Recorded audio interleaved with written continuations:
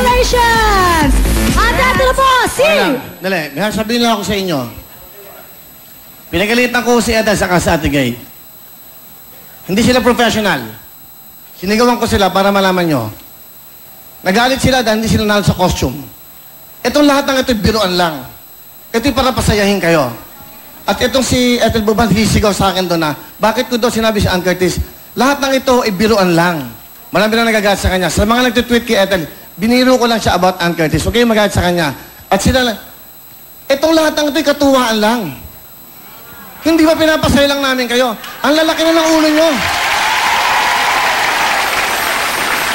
You don't do that to me. Dahil ako, binibigyan ko kayo ng pagkakataon sa buhay.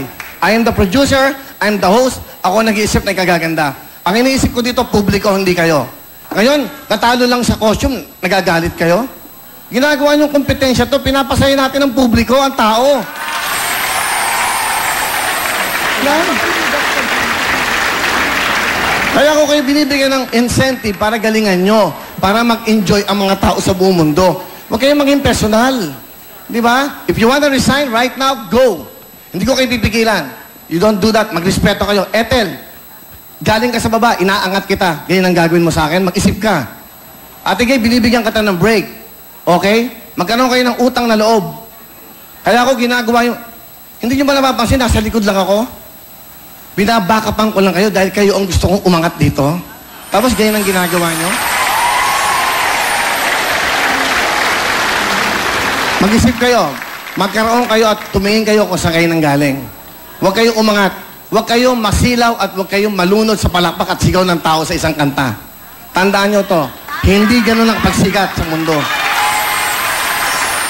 Too much. Alam nyo sa dressing room, sabi sa ba't mo ako ginaganon? Ako ang producer ng show, Ethel.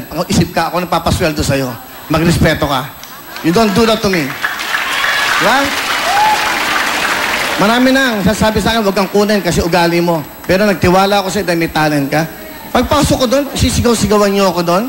Sino kayo? Mag-isip kayo. Mag-isip kayo dahil ako nagpapasweldo sa inyo.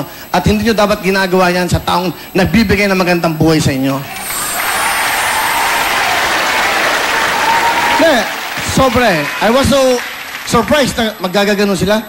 Lahat ng ito, biruan lang, sayahan lang. Yung pera ni Ana, so sorry din yon para mapasaya lang namin sa kayo. Hindi ito para sa amin, para sa inyo to. Ngayon, dahil dyan, ayoko na may cash, ayoko na merong konsyerto na yan. Di ba? Kausapin nyo yan. Hindi, para alam nyo, mamaya ano lalabas sa dyaryo, ganito, mayabang na naman si Willie. Yun ho, ang totoo. Yung mga fans ni Ann Curtis, it's just a joke lang po yan. Kasi yung suit naman niya. Hindi po, wala.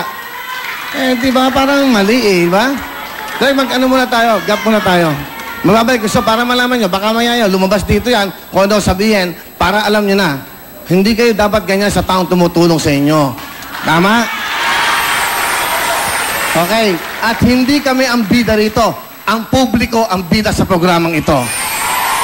Babalik po kami para malaman nyo. We will be right back.